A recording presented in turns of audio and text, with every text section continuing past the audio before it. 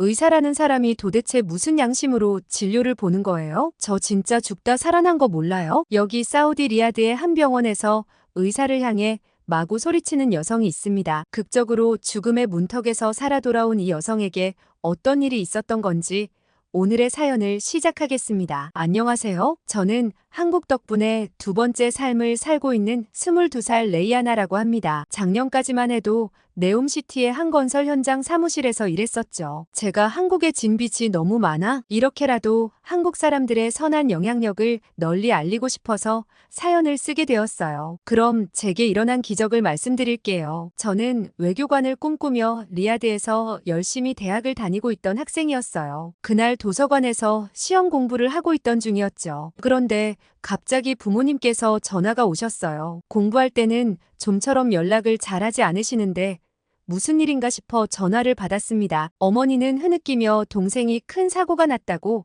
당장 병원으로 오라고 하셨죠. 저는 무슨 큰일이 생겼나 싶어 허겁지겁 리야드의 대형 병원으로 달려갔습니다. 동생이 길을 건너고 있었을 때 부주의하게 운전하던 트럭 기사에 의해 차에 치이게 되었고 수술실에서 수술을 받고 있다고 했죠. 엄마는 이제 어떡하냐며 사색이 되셨어요. 그날 수술은 거의 9시간 넘게 이어졌습니다.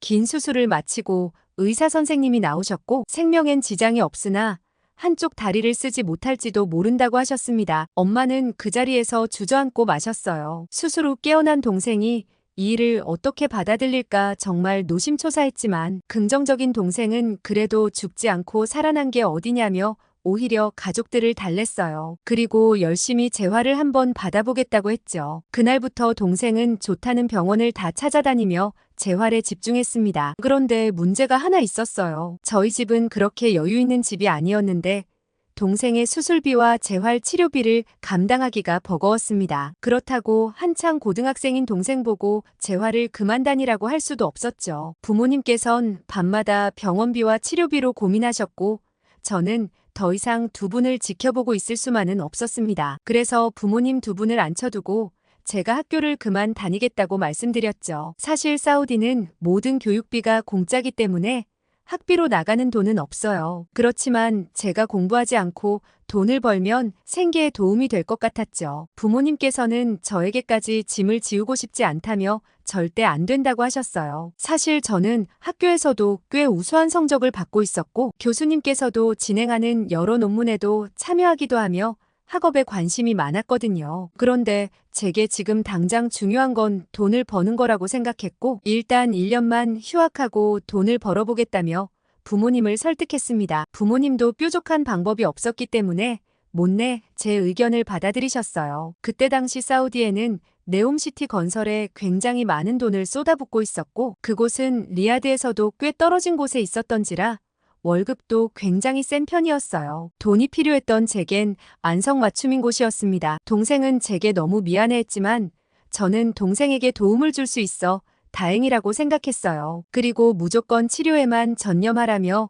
꼭 1년 안에 최대한 많이 나아져 있어야 한다고 웃으며 얘기했죠. 그렇게 저는 홀로 네옴시티에 오게 되었습니다. 건설 현장의 사무실에서 주로 문서 작업을 하는 터라 일은 그리 힘들지 않았어요. 가장 큰 문제는 딱 하나였죠. 제 또래가 없다는 거였어요. 현장에는 일을 하는 아저씨들만 가득할 뿐 저 혼자 젊은이였거든요. 매일 낮엔 일하러 갔다가 밤엔 숙소에서 자는 일상이 반복되었고 하루 종일 말 한마디 못했던 적도 있었습니다. 그게 가장 좀 힘들었던 것 같아요. 그러던 어느 날 한 아저씨께서 제게 처음 보는 무언가를 건네주셨어요. 그분은 한국에서 일하러 온 종수라는 아저씨였죠. 종수 아저씨는 서툰 영어로 제게 말을 거시면서 한국에서 딸이 먹으라고 보내준 과자인데 너무 많이 보내왔다며 먹어보라고 하셨죠. 저는 거절하기가 좀 그래서 알겠다며 감사하다고 하고서는 집으로 그 과자를 가지고 왔어요. 과자는 빨간 봉지에 새우 그림이 적혀 있었어요. 일 끝나고 들어오면 할 일도 없고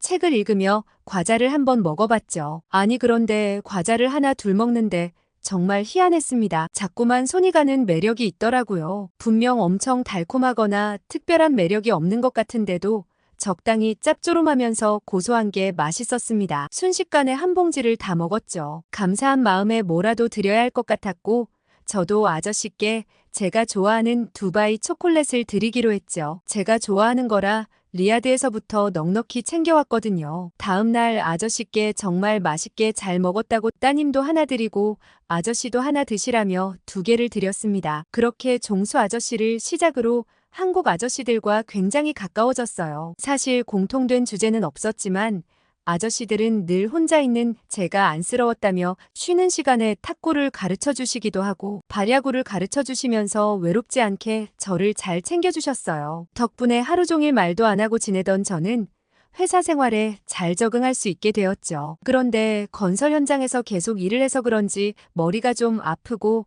잔 기침이 자주 나왔어요. 평소에 워낙 잔병 치레 없이 튼튼했던지라 금방 낫겠지 싶어 병원도 가지 않았는데 좀처럼 낫질 않았죠. 제가 계속 병원에 가질 않고 있으니 아저씨들이 하도 병원 좀 다녀오라고 성하셔서 등 떠밀려 병원에 한번 다녀왔어요. 병원에서는 기관지가 약해져서 그런 것 같다며 기침을 멈추는 약을 주며 물을 많이 마시라고 했죠. 대수롭지 않게 여기곤 병원에서 준 약도 먹고 물도 많이 마셨지만 크게 달라지진 않더라고요. 그러던 어느 날 오랜만에 친구들과 리야드에서 만나기로 했고 저도 집에 들를 겸 리야드로 나가게 되었어요. 친구들을 만나기 전 리야드의 큰 병원에도 한번 가볼까 싶어 병원 진료를 받게 되었습니다. 기침이 나오고 두통이 좀 있다고 했고 약을 먹어도 큰 소용이 없는 것 같다고 했죠. 그리고 그 사이에 식도 쪽이 있는 가슴이 아프기도 했어요. 그런데 리야드의 큰 병원에서도 진단은 똑같았어요. 좀 다른 유형의 기침약을 줄 테니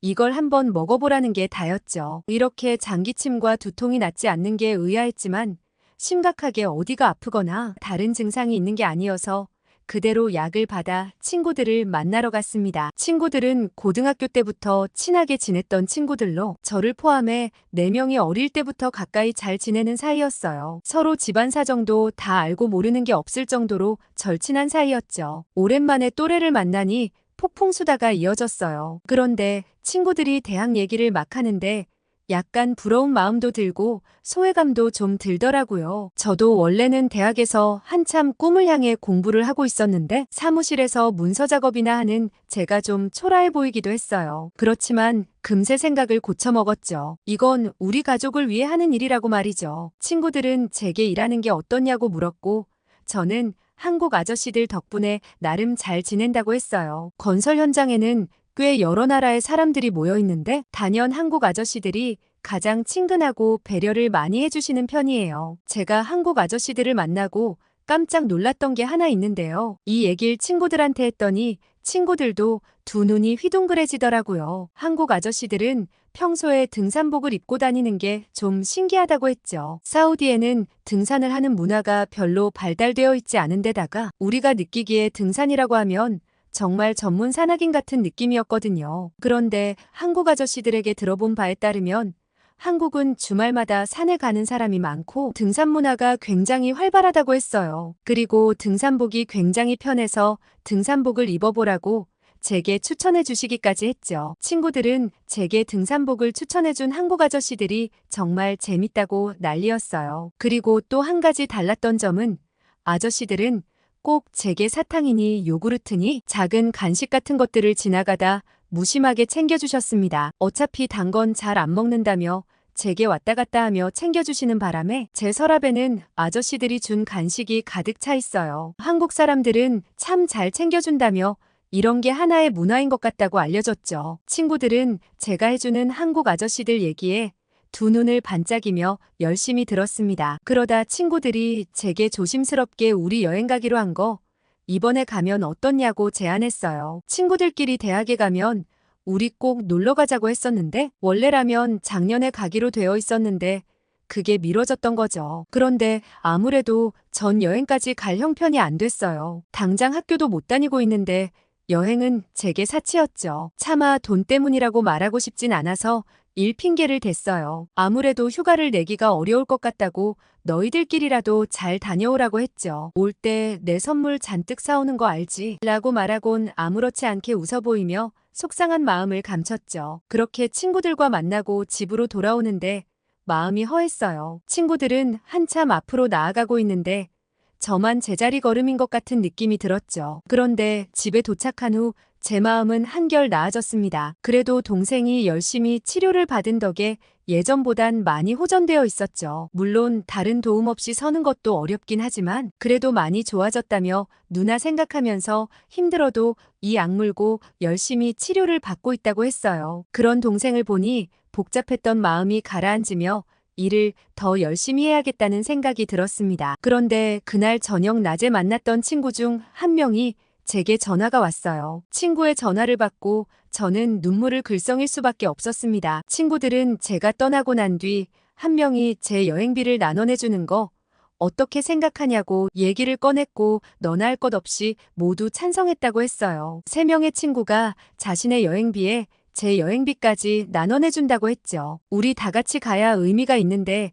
너 없이 가면 무슨 재미가 있겠냐며 말이죠. 이러다 다들 취업하면 같이 갈 기회가 아예 없을지도 모른다며 사정을 다 아는 친구들의 부모님도 흔쾌히 동의해 주셨다고 해요. 저는 고맙고 미안한 마음에 눈물이 나더라고요. 제게 이렇게 좋은 친구들이 있다는 게 새삼 감사했습니다. 친구라는 건 이렇게 아픔과 힘듦까지 함께 나눠 짊어지는 존재구나 싶었고 제가 더 잘해야겠다 생각했어요. 그러곤 지금 이 돈은 내가 빌리는 거라며 나중에 꼭 이자까지 제대로 갚을 거라며 정말 고맙다고 했어요. 그렇게 저희는 어디로 여행 갈까 즐거운 고민을 시작했습니다. 그런데 친구들은 만장일치로 한국을 제안했어요. 요새 리야드의 대학생인 친구들은 한국 여행을 다녀오는 게 유행처럼 번졌다고 했습니다. 저는 어딜 가든 친구들과 함께라면 다 좋다고 했고 다들 원하는 한국으로 가게 되었죠. 한국에 와서 압도적으로 좋았던 것 한 가지는 자유였어요. 사우디에선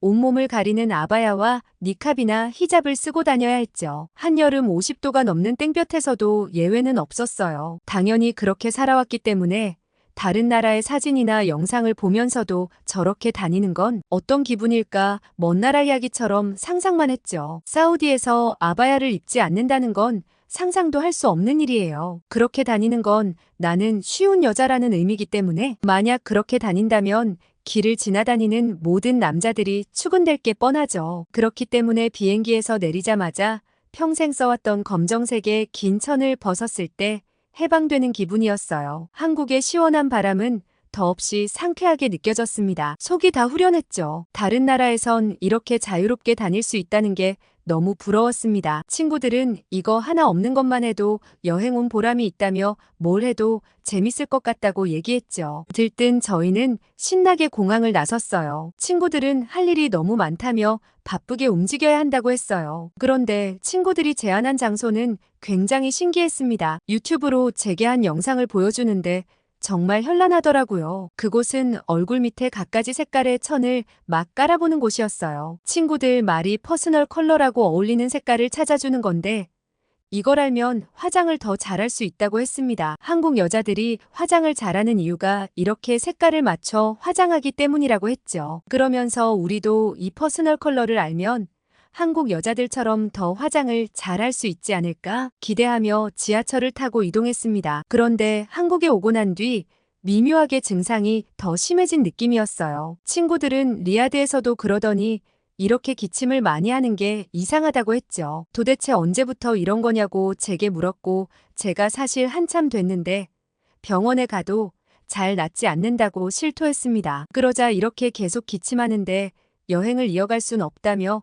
여기서라도 병원 한번 가보자고 했죠. 저는 친구들과의 여행 시간을 망칠 수 없어 극구 사양했어요. 그렇지만 평소에 워낙 건강했던 제가 갑자기 기침을 마구 하니 뭔가 이상하게 느껴졌죠. 아마 그때 제 건강을 염려해줬던 친구들이 아니었더라면 저는 아마 지금 이 세상에 없을지도 모른다는 생각이 들어요. 그렇게 친구들 손에 이끌려 근처 병원에 가게 됐고 영어로 대화가 되려나 걱정스러웠습니다. 다행히 의사 선생님께서 영어를 굉장히 잘하셔서 큰 어려움 없이 저의 불편한 점을 모두 설명할 수 있었어요. 제 이야기를 들으신 의사 선생님께서는 그렇게 오래됐다면 한번 폐 사진을 찍어보는 게 좋겠다고 하셨고 결과는 충격적이었습니다. 모양이 좀 좋지 않다고 큰 병원에 가봐야 한다고 하셨죠. 친구들은 덩달아 걱정하며 뒤에 일정을 취소하고 바로 저와 함께 큰 병원으로 갔어요. 너무 미안한 마음에 혼자서 충분히 할 수 있다고 했지만 친구들은 지금 이게 중요한 게 아니라며 큰일 아니면 좋겠다고 오직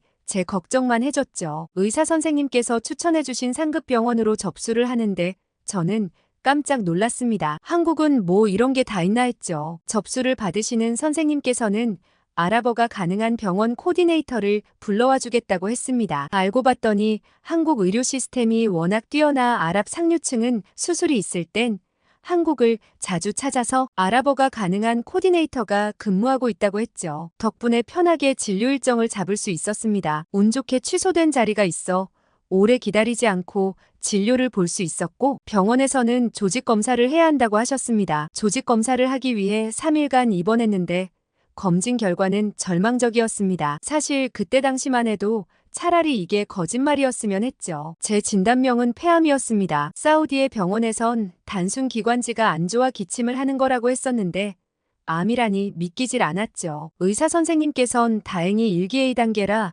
수술로 치료가 끝날 거고 이렇게 빨리 발견한 건 행운이라며 수술을 권하셨습니다. 그런데 일단 당장은 일정이 끝나 사우디로 돌아가야 했고 솔직히 검사비로 거의 여행 경비를 다 써버렸는데 수술까지 할 만한 돈이 없었죠. 일단 알겠다고 말씀드리고 병원 코디의 연락처를 받아 다시 사우디로 돌아왔습니다. 마음속으로는 혹시나 한국에서 오진 한 게 아닐까 하는 작은 기대도 있었지만 저도 알고 있었어요. 한국이 사우디에 비해 몇 배나 앞선다는 걸요. 그렇기 때문에 아랍 상류층들도 다 한국 가서 수술을 받는 거겠죠. 사실 사우디에서 진료를 받으면 사설병원은 병원비가 어마어마해요. 간단한 검진도 2,000리알 정도니 한국 돈으로 71만 원 정도 들죠. 회사에서 들어있는 보험을 적용하면 그래도 가격이 낮아지겠지만 비용이 비슷하게 든다면 한국에서 수술을 받고 싶었어요. 암도 제대로 진단 못하는 사우디에서 수술을 받는 게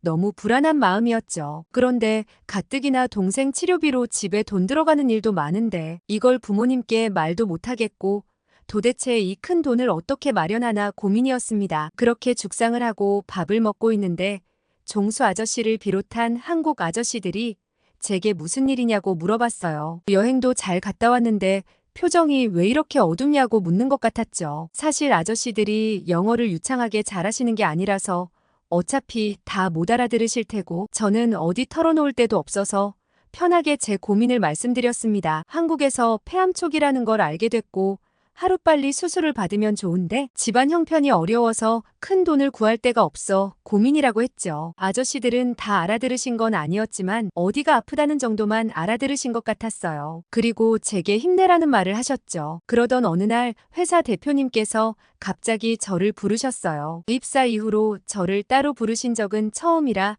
잔뜩 긴장했습니다. 혹시 이 일까지 잘리면 어쩌나 싶었죠. 대표님의 방에 들어가자마자 저는 깜짝 놀랐습니다. 한국 업체 사장님과 종수 아저씨를 비롯한 한국 아저씨들도 함께 있었죠. 그리고 대표님이 하신 말씀에 저는 눈물을 흘릴 수밖에 없었습니다. 그날 아저씨들은 제가 무슨 얘기를 했는지 정확히 이해하셨더라고요. 그래서 아저씨들끼리 저를 위해 각자 돈을 조금씩 내서 모으기 시작했어요. 그걸 본 다른 사우디 직원들과 다른 나라에서 온 직원들까지 하나 둘 동참했죠. 그렇게 회사에서 돈을 모으는 걸 의아하게 여긴 대표님의 귀에까지 제 얘기가 들어갔던 거예요. 그러면서 대표님은 같은 식구인데 큰 병에 걸린 걸 몰랐다며 전 직원들이 십시일반으로 모아 한국에서 수술할 때 쓸 돈을 마련해줬다고 하셨어요. 대표님은 완치될 때까지 회사 걱정은 말고 치료에 전념하라고 하셨죠. 저는 대표님의 얘기를 들으면서도 마치 이게 꿈인 것만 같았어요. 제가 눈물을 뚝뚝 흘리며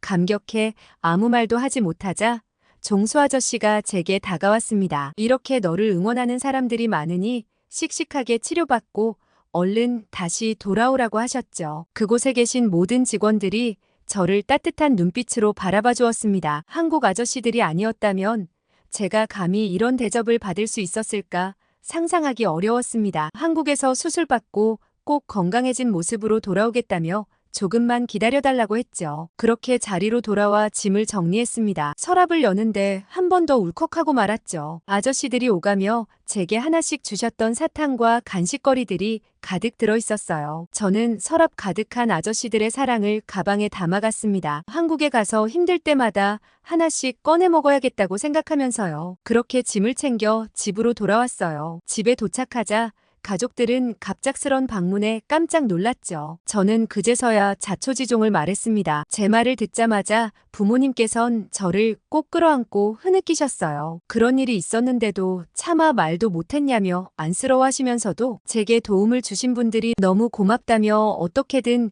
이 은혜를 꼭 갚아야겠다며 고마워하셨어요. 그렇게 저는 병원의 아랍 코디네이터에게 수술 날짜를 잡아달라고 부탁했고 한국으로 다시 떠나게 되었습니다. 저번에 한국에 가는 길엔 마냥 여행을 앞두고 설레는 마음뿐이었지만 수술을 앞둔 두 번째 한국행은 마음이 무거웠어요. 불안하고 무서운 생각이 들 때마다 주머니에서 아저씨들이 주셨던 사탕과 초콜릿을 하나씩 꺼내 먹었습니다. 그러면 한결 마음이 편안해지는 기분이었어요. 저를 응원해주는 수많은 사람들의 얼굴이 떠올랐거든요. 그런데 공항 입국장에서 저는 아랍어를 보고 깜짝 놀라고 말았어요. 제 이름이 적힌 피켓이 있더라고요. 저를 보며 반갑게 다가온 사람은 바로 종수 아저씨의 딸 다혜였어요. 다혜는 저랑 동갑인 대학생으로 동료 직원이 아파서 한국에 왔는데 좀 도와줄 수 있겠냐는 종수 아저씨의 부탁을 받고 저를 마중 나와줬더라고요. 저는 다혜에게 고맙다는 말밖에 할 수 없었어요. 다혜는 저의 입국 수속을 도와줬고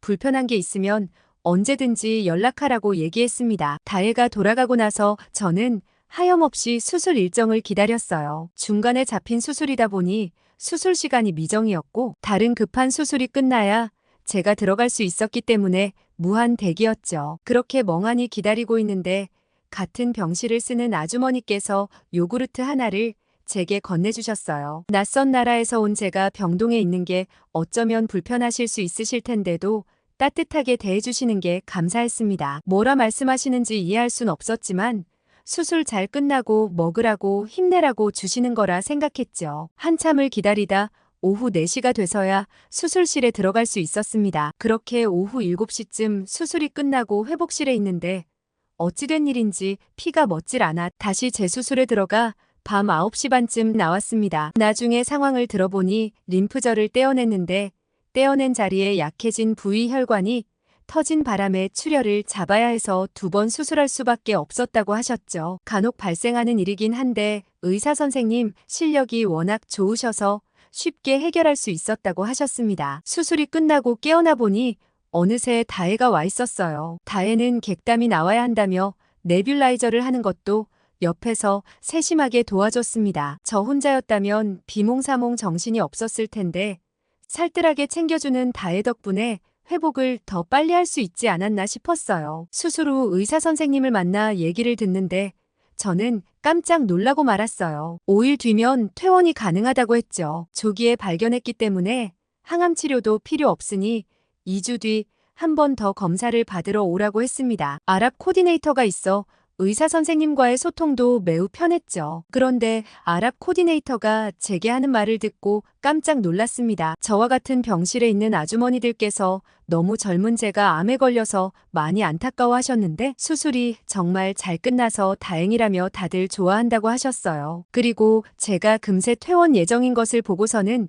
아주머니들도 덩달아 힘이 난다고 하셨죠. 저는 매우 짧은 시간 같이 병실을 썼을 뿐인데 제게 이렇게 많은 관심과 응원을 보내주시는 한국 아주머니들께 감사한 마음이 들었어요. 그러니 자연스레 사우디에 있는 종수 아저씨와 직원들께 이 소식을 전하고 싶었죠. 다혜의 도움을 받아 영상통화로 사우디에 제 소식을 전해드렸고 다들 자기 일처럼 기뻐하셨습니다. 어쩜 가족보다 더 가족 같은 느낌이 들었죠. 다혜에게 솔직히 이게 이해가 잘 안 간다고 했어요. 물론 따뜻하게 도와주시는 게 정말 감사하지만 남이나 다름없는 나를 이렇게 살뜰히 챙겨주시는 게 이성적으로 납득이 안 간다고 했죠. 그러자 다혜는 한국 사람들에겐 식구라는 말이 있다고 했어요. 밥을 같이 먹는 사람들이라는 뜻인데 가족을 뜻하기도 하고 함께 일하는 동료들도 한 식구라고 생각한다고 했죠. 한국에선 그런 사이를 굉장히 소중하게 여기고 어려움이 있을 땐 함께 극복하려고 노력한다고 얘기해줬습니다. 다혜의 말을 듣고 식구라는 말을 입에 되뇌어 봤어요. 그리고 제가 꼭 건강한 모습으로 돌아가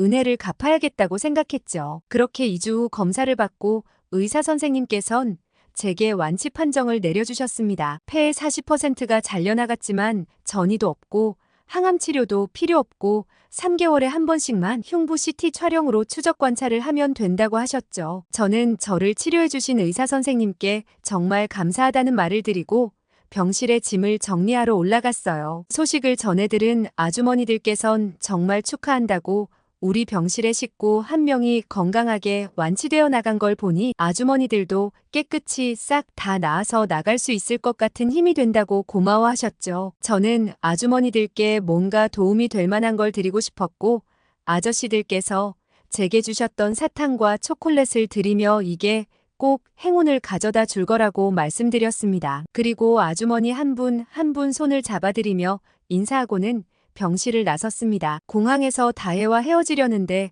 눈물이 다 날 것 같았어요. 그간 저를 살뜰히 챙겨준 것 정말 고맙다고 얘기했죠. 다혜는 전혀 아니라며 오히려 아빠가 사우디에서 저를 보며 다혜를 생각했다고 했어요. 그러면서 저를 볼 때마다 다혜가 떠올라 더 힘내서 일할 수 있다는 말을 여러 번 하셨다고 했죠. 3개월 뒤 한국으로 검사하러 올 때는 제가 꼭 맛있는 밥을 사주겠다고 얘기하고는 사우디로 가는 비행기에 올랐습니다. 공항에 나온 가족들은 눈물로 저를 맞아주었어요. 한국이 저를 살렸다며 그간 매일 한국에 있는 저와 한국 직원들의 건강과 안녕을 기도하셨다고 했습니다. 집에서 가족들과 어느 정도 시간을 보내고 다시 네옴시티로 돌아갔습니다. 엄마는 제게 큰 꾸러미를 하나 주셨죠. 그리고는 정말 작은 성이지만 그래도 보답은 해야 할 것 같다며 회사에 가서 꼭 직원들에게 하나씩 선물로 드리라고 했어요. 그렇게 엄마가 준비한 선물을 들고 회사에 도착했고